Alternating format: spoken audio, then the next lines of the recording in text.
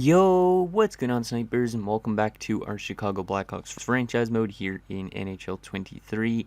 So in last episode, we simulated the rest of the regular season, and we had a historically bad season, and I don't think I'll ever replicate this type of season again. As you can see, we had 9 wins only, 59 regulation losses, and 14 overtime losses. Our leading points getter was Frank Vitrano with only 33 points in 82 games, which is absolutely horrific. So this team really didn't do good this year. But on the plus side, at least our AHL affiliate, like our young guys down there, like Nazar and stuff like that, are continuing to develop. So at least there will be a lot of guys that should make the jump to the NHL club next season. Now, another negative we had from the last season we just did is, unfortunately, we didn't also win the first overall pick, which is kind of stupid considering we only had 9 wins and we somehow fell from 1 all the way down to 3, and Vancouver moved up from like 7 to 1, which is ridiculous, and I think Detroit moved from like 4 to 2.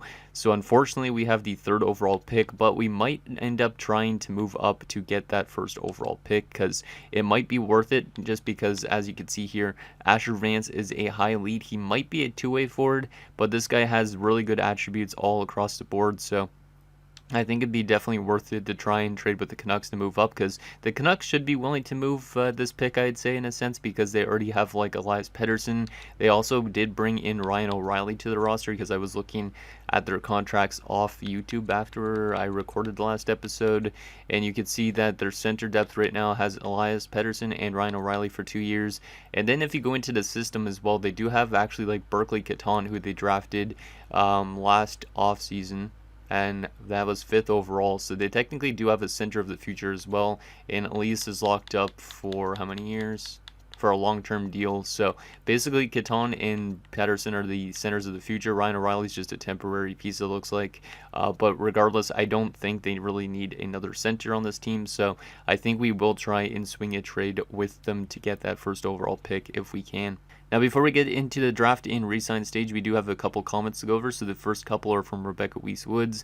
The first one says, I would use Fiala Plus to get the first overall pick and keep your 3rd pick.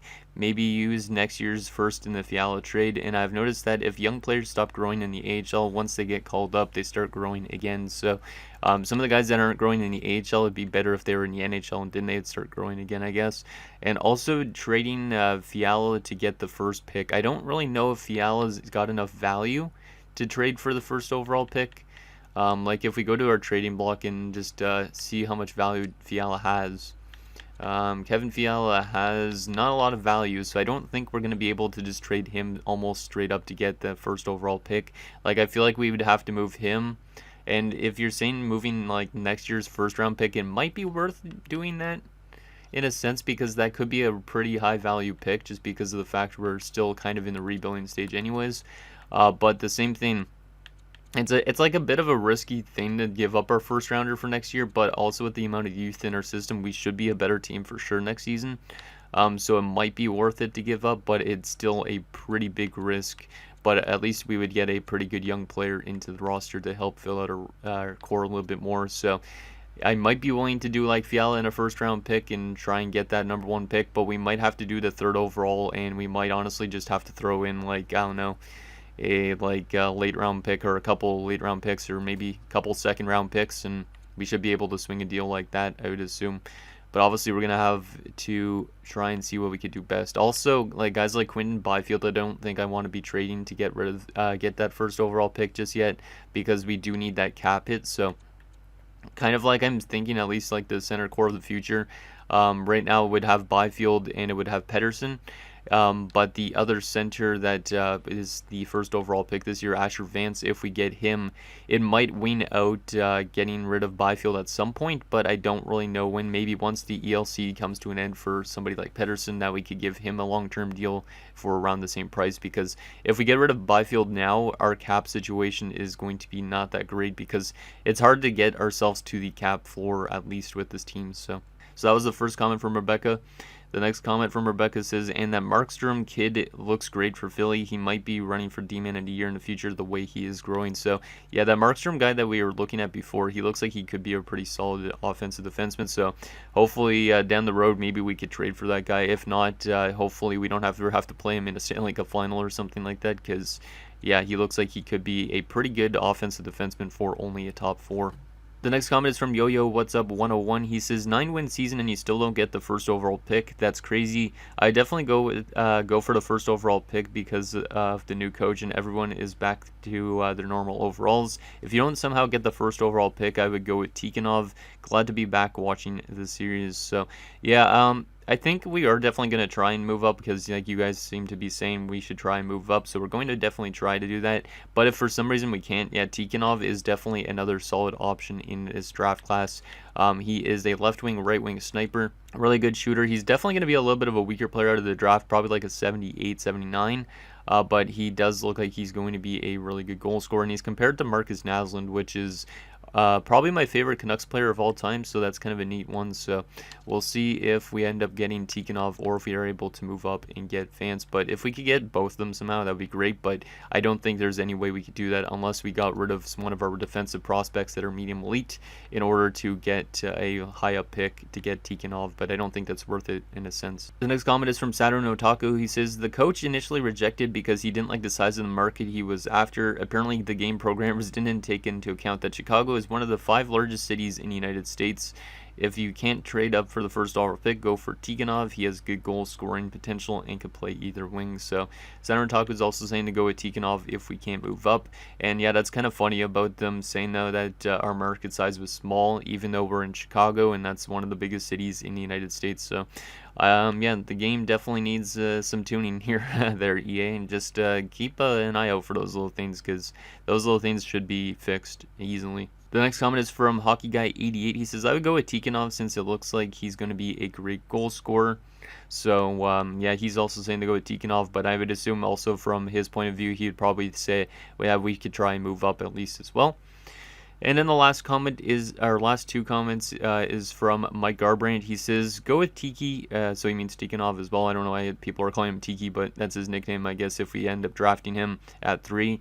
Online with Pettersson and Halton in the next season is what he's saying as well. If you go for the top pick, move Byfield plus for him trying to keep that 3rd overall pick. If not, go for that defenseman in Philadelphia. So he's saying to basically, if we are going to try and trade up for the 1st overall pick, we should probably move Quinton Byfield in the trade. But even though that it would probably give us the value to get somebody like Vance, I feel like it would put us in a really bad spot cap wise because of the amount of like we have a lot of guys that are young and on cheap contracts, and if we get rid of our guy that's making the most amount of money, we're gonna have to try and find a way to make that much amount of money in free agency, and that's gonna be probably a little bit tough, I'd assume. I told him that I was gonna hold on to Byfield because I think he's gonna be a core piece down the center for the future, and he said spin the wheel, Vance or Byfield. So he's saying to basically we spin the wheel, and if I guess it lands on Byfield, we keep Byfield. If it lands on Vance, we trade Byfield for Vance. But I don't want to put this always up to a wheel spin, but I mean, like, we could do that at some point if we really want to, but not right now, I don't think. So anyways, let's try and get into this draft and try and make a trade with the Canucks to get that 1st overall pick. Hopefully we can. Obviously the Canucks are going to have only 2 minutes to make their pick or whatever, so we're going to have to try and make a trade as fast as possible. So yeah, let's try and make that trade and hopefully we can get it. They do want to move the top pick too. It says that's perfect. That's exactly what we want them to be moving. And I think we got to move our 3rd overall pick this year unless I somehow could move next year's pick. Next year's pick, you guys were saying Fiala. He's also one of our big cap whales, but they do want Fiala. That's interesting. Would that even be enough? Probably not, but let's try it. A 1st in Fiala for 1st overall. Rejected. Okay, what else do you guys want? I don't really want to get rid of Fiala, but 1st, and I could give up. I have 2 second-round picks, but I know there's some good players in the 2nd round, so I could give up the later 2nd-round pick and a late 3rd-round pick, and that might be able to get it done. They don't like that. What about 2 seconds there, Vancouver? Oh, I don't want to give up our 2nd though. Our 2nd's pretty high up, so I might have to get rid of this 2nd and give our own 2nd instead. Let's try that. What if I would just went to Trade Finder? I hate that there's not a lot of time. I mean, I might still try and trade for him after he gets drafted, to be honest. Okay, let's try our first for this year because it's got the most amount of value. We will also throw in our second for this year. And let's just try that right away. Rejected. Come on. You gotta be you gotta be joking me. Let's give a third round pick as well into this deal. Yeah, I don't know if we're gonna be able to swing a deal on time because this is a little bit tough. A first, second, and a third for first overall. Nope. Let me just go to Trade Finder, find trade, see if the Canucks have a Trade Finder thing, because I will give them, well, not almost anything for the first overall pick, but still, let's see. Let's go find trade. Oh, I'm not giving Pedersen. Halton and Gerard's not bad. Byfield and Korchinski, god damn, that is a lot to give up. Wow. Okay, this one's maybe the most intriguing, but giving up Pedersen is something I don't like. Let me go edit trade and get rid of Pedersen and put our third overall pick there instead. Because I am okay with giving up those other two guys because those guys aren't going to be part of our team's future. They are cap whales at the moment. Let's just give third overall in this deal. And that's rejected? Are you kidding me? So Pedersen has a lot of value apparently. They made their pick. They didn't go with him. What the fuck? Are you kidding me? Wow, they didn't draft him. Okay, that's interesting. They drafted for needs, so Detroit's going to have the chance to get him. Wow, okay. That, if he was a franchise player, I'd be surprised. But Detroit doesn't want to move this pick, so that's not good. That's not good. Would you guys take third? If they don't take him at second overall, I'd be surprised. They're only going to be moving up one spot now, so we should be able to easily get this done, in a sense. We'll give you guys an extra third round pick to move up one spot. That's rejected. We're only trying to move up one spot. Excuse my language when I just randomly said what the fuck, because I was not expecting that. Because the high elite falls to 2. Potentially. We'll give you guys the late second rounder that we have from Colorado. That should be able to get it done. If not, we'll have to find something else. They're not interested in it. God damn it, guys. Come on. What else are you interested in? Skaters matching block. I wish I had second overall now. What if I gave you guys, let's sort by value. I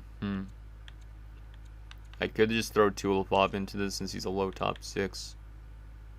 Tulipov, and we'll also give you the second rounder from Colorado.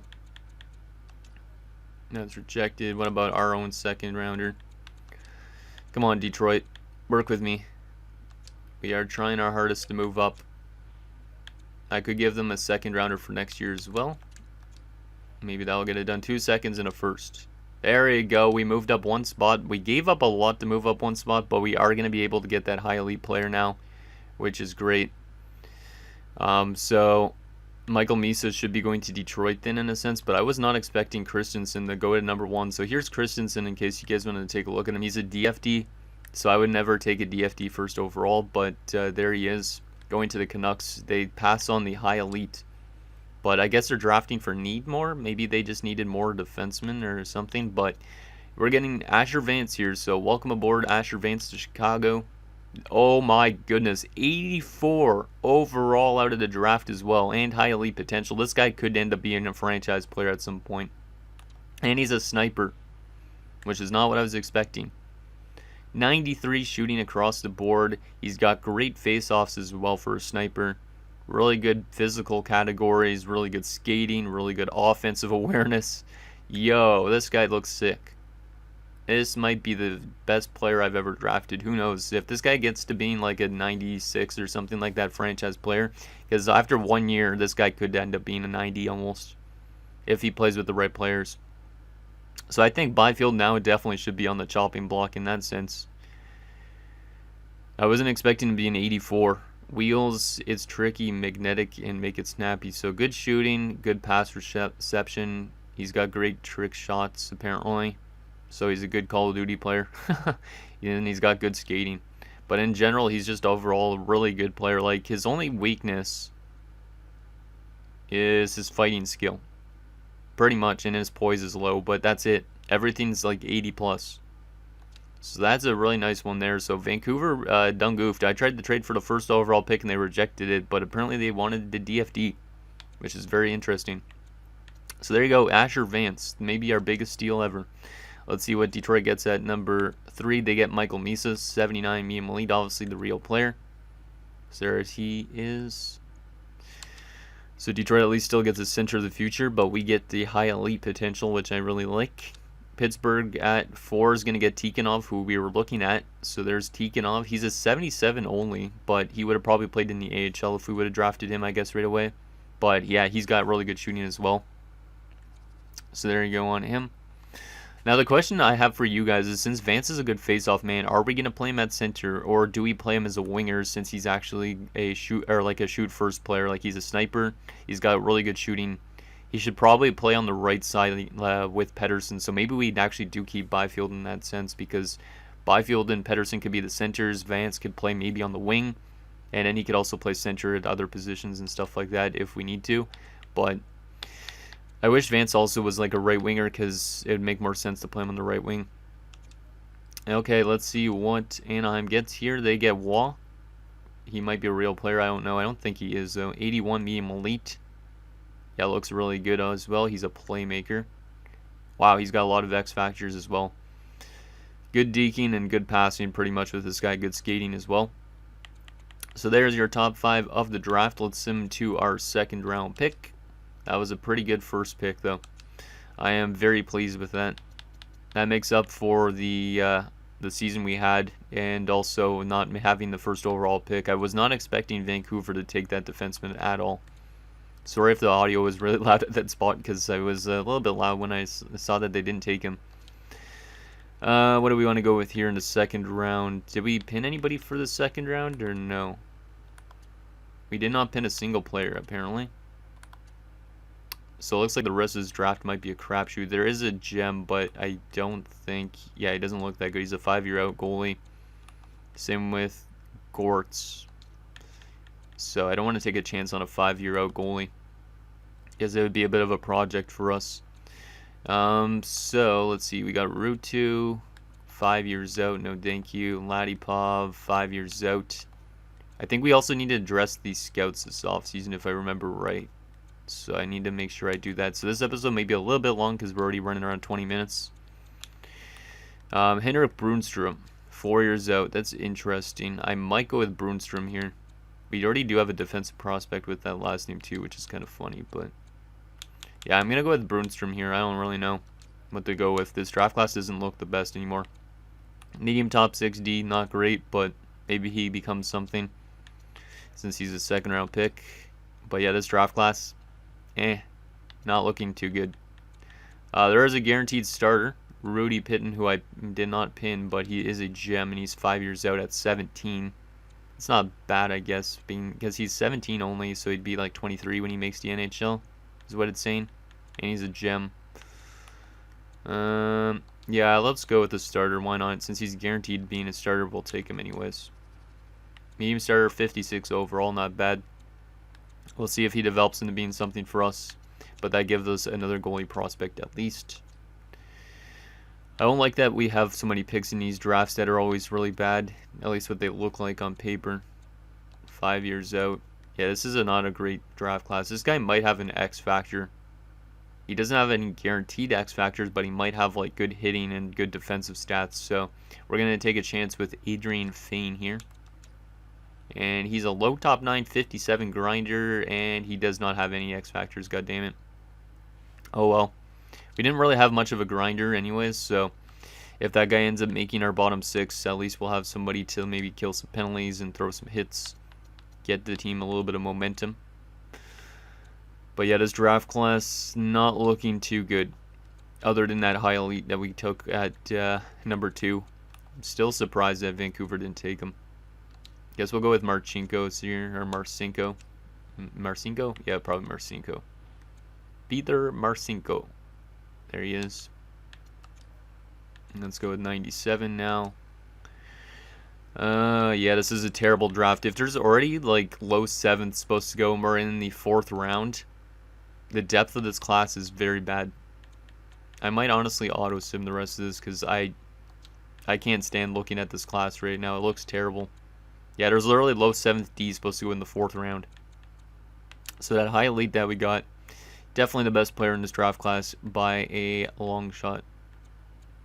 Yeah, I'm going to auto-sim the rest of this draft. It's not worth my time to actually draft players. So hopefully the AI could find me some picks. But yeah, that draft class looks like crap.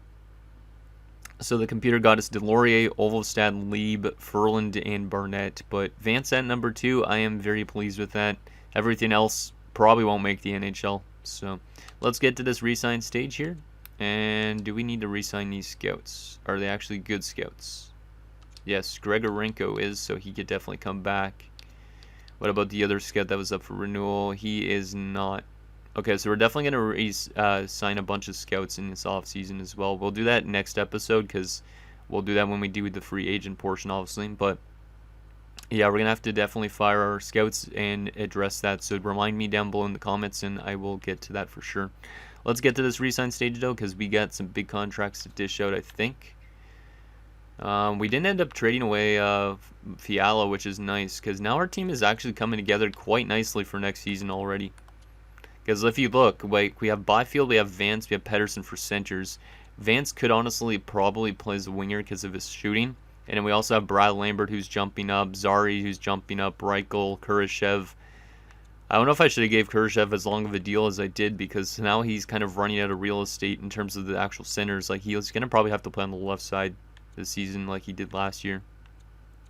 But yeah, this team is definitely coming along. Let's go to the unsigned guys first. Sign our second overall pick there in Asher Vance. Very excited to see what that guy could do in his rookie season. Everybody else, though, I don't think I'm going to give a contract to just yet. This guy was our first rounder last year at number 32, or one of our first rounders last year. And he's not looking too good. He's a 65 at 19, which ain't bad, but I don't know if he's going to pan out. Yeah, the rest of these guys aren't going to get contracts just yet. Okay, so Connor Zari, what are you wanting? If I go 8 years, you want less than that. What is he listed as? A third line checking for it already, apparently. I know he doesn't really grow much in franchise mode, so I think I might give him a long-term deal. Let's give him a 5-year deal so he could play till he's like 28.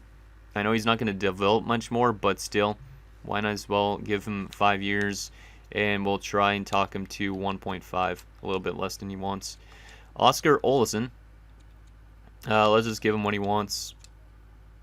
He wants a one-way deal, which is interesting, but we'll give him it. Why not? And Whistle, we'll sign you, I guess. Some of these AHL guys we're going to have to let go of at some point. Ian Mitchell wants a two-way deal, so that's okay with me. As long as these guys only want 1 year, that's okay. Because I do not want guys signed too long-term in the AHL, because or else they might take up too much contract space when it comes down to signing some young guys. I am going to let go of, not Krudel, I'm going to let go of Barrett, though. Because it doesn't make sense to hold on to him for the AHL. Vlasic will sign for the AHL. Galvis, I think I'm going to let go of as well to make up some room in the minors. Same with Johnson. Like, these 26-year-old guys aren't really worth my time to sign. Comesso, what do you want for a couple of years? He's got still like 2 years left of RFA status. That might be the sweet spot, doing a 5-year deal for Comesso. Yeah, we'll do a 5-year deal for Comesso. We're just going to try and get ourselves to the cap floor as well with a lot of these guys. Because a lot of these guys are pretty important to the team's future. So let's do a 5-year deal at 3.4 for Comesso if he wants to do that. And then we will get Soderblom back on a 1-year, 2-way deal. UFA-wise, I think I'm going to let go of most of the UFAs, to be honest. Let me start off with our prospects. Tulipov is going to get an ELC, because why not? Same with Kogo. Volkov, sure. Might as well get a bunch of these guys in for the AHL. Gonna let go of Beach, though, since he doesn't have the potential. Chubarov's not developing much, so we'll let him walk. And I'm gonna let go of Jankowski for sure. Gonna let go of Cini maybe, unless I am gonna let go of Sakura. Going to let go of Tenorti. Cini though, do I want to bring him back for the AHL? I know he's a decent AHL player. Almost point per game last year in Rockford. Might as well sign him to a two-way deal just in case.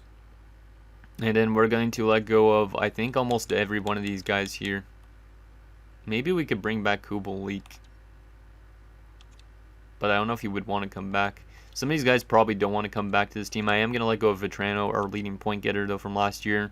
Boris Kachuk was in the AHL. We're going to give him another two-way deal and see if he'll accept that. If not, we'll give him a one-way deal to maybe be a fourth liner for us next season. I'm going to let go of guys like Jake McCabe because young guys might take over their spots. So Brandon Tanev I'm going to let go of as well. And I think I'm going to let go of Boyd. Yeah, I'm going to let go of Boyd as well.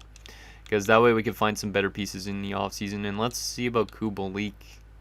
That's not bad. We'll give him a one-year deal if he wants to accept that. I am going to let go of Chris Drieger just to see if we can find a new goalie. And I will sign Ratzlaff because I have seen he has panned out in franchise modes before. So sign him up. And maybe he'll be a backup to Comesso at some point. Let's advance the day, see if we get all those guys. Looks like some of them are rejecting, which is not a surprise after our last season. So Kubalik and Kachuk were directed, so we'll go one-way deal for Kachuk because I think he could be okay to be on our fourth line this season. And we'll try again with Kubalik, try and talk him up a little bit more to like 3 million. Because 3 million should be okay. RFA-wise, Krudl's the only one still there. Comesso accepted that deal. Nice. I like that. We are still going to be needing to sign some cap oils this, so that's going to be kind of expensive. Okay, let's see if those guys accept. And they all do. Perfect. Okay. We only have $33 million in cap space. Well, actually, only. We could honestly bring in a big name free agent if we wanted to go for stuff this year in terms of playoff runs. But this is what we got in terms of our main roster going into next season for sure. So Byfield, Vance, Pedersen, Lambert, Zari, Reichel, Kurashev, Nazar are all roster players. So that's 3, 6, 7, 8 right there. 9, 10, 11, 12. Athanasiou, we honestly might have to trade away, but he's a cap whale, so there's like 12 players there. Tepley might honestly make it. 13. We could use Entwistle as like a depth option. So I feel like we almost have like a full-on forward core already. Defensively, we got 1, 2, 3, 4, 5, and 6. And then Phillips maybe as a 7th defenseman. Burnstrom's also maybe on his way up soon too. So we got to think about maybe adding a defenseman if we want to be a playoff team next season. In terms of with the amount of cap space we got. And we also could use another goalie because I don't think I'm going to run Soderblom as our backup. Even though Mickelson and Ratzlaff could run in the AHL. We should probably sign another goalie. Like we could run a 3-goalie tandem like some of you guys were suggesting to use one as a cap whale. Because Comesso is going to be our starter or he could be our backup maybe next season. And then Soderblom could be like one of the goalie options, and then we just need somebody that has a big, large contract as a goalie. So maybe a goalie and a defenseman in free agency would be good. So let's zoom to free agency and see what is available.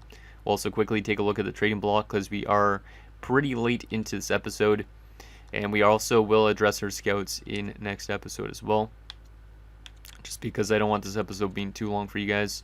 So trading block wise and free agency, let's see what's out there for free agents first. So starting off with the centers, we got a lot of old men. Patrice Bergeron, Jean Tavares is there, Claude Giroux's there, Anze Kopitar's even there. There's a really good centers there, but we don't really need forwards. Like I said, it's more about probably finding a defenseman and a goalie. But if there is anything you guys think this team could actually use, let me know. Cody Glass is even there as a UFA. Interesting. Jonathan Toews, I don't want to bring him back because, no, he does not deserve to come back to this franchise. We turn the page, and we do not bring back anybody that has any relation to the Cup wins. No, thank you. Left wing wise, Zuccarello, JVR. There's some pretty good players out there as well. On the left wing side of things, Klim Kostin's even there. Like, a lot of these guys would definitely help out this team in terms of winning a Stanley Cup, but I feel like we don't need forwards. That's why I let go of guys like Tanev and stuff like that, because I don't think it's useful for us to get one. Hey, and look, Sam Poulin's even there as a UFA, and he's a 4th liner. His dad used to play for Chicago, I'm pretty sure, Patrick Poulin. So that's interesting. He played 2 seasons in Dallas, never played a season with Pittsburgh already, so Interesting. Might be a solid depth option there if we needed a depth forward. Mikko Rantanen is a free agent, but obviously I'm not going to go after him. I mean, it would be worth it. He's only 28. He's just in his prime. That's an interesting one. We do have the cap space to get somebody like Mikko Rantanen, but I don't really know if it's going to put us in a bad spot, though. My favorite player, Cam Atkinson's there, but I don't know if I would want to bring him to Chicago. He is dropping off a lot, too. But Mikko Rantanen's a very intriguing one.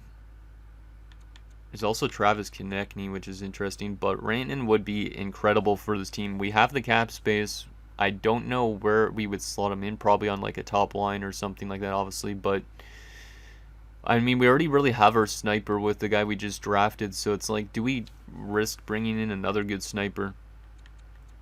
I don't know. So Rantanen's a very interesting one if we were to get in a forward, but I don't really know if we need to get him. Defensively, the best is Jacob Chikrin, which wouldn't be too bad for our defensive core if we wanted to upgrade our core a little bit. There's also like Ivan Provorov and Esa Lindell, who are pretty good. Nick Hague's down there even at 26, which isn't too bad. Wants over $5 million, so interesting. Artem Zub, bring in the Zub. Connor Timmins is there even. What about goalie-wise? Because we could use another goalie to add some salary cap. There is Igor Shesterkin if we wanted to bring in the best goalie available. But then also we just paid, our goalie prospect, Combesso, a lot of money. So Jake Ottinger's even there. But as an RFA, Justiceros is there too. Yeah, there's a lot of good options in free agency this year, which is good for us. We're probably going to be a playoff team next season if the young guys develop and stuff like that throughout the season, I think. Because I think we're putting ourselves in a pretty good predicament for the next season, which is kind of cool. And we could also look at getting potentially a new coach for this team as well at the start of next season, if we want to find ourselves like a really good coach, or we could just sign one right away. Let's browse the trading block quickly because this episode's running a little bit long, and I do have to feed my cats soon as well, and I know they're going to be meowing if I don't, so let's see what we got here. Wait, actually, who was that on Anaheim? Because now we're trying to change the page over to being maybe more of a contender. We don't need defensemen really from there,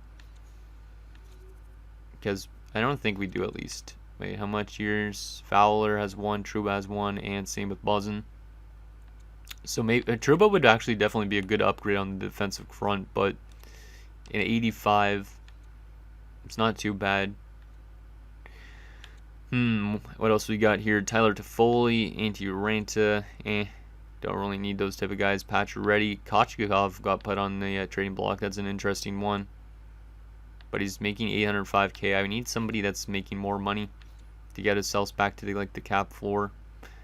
There's two guys with the last name Vero on Columbus. Did they actually both get drafted by Columbus in real life? No. Anton and Sid by the Sens in this. This guy was undrafted. Are these guys brothers?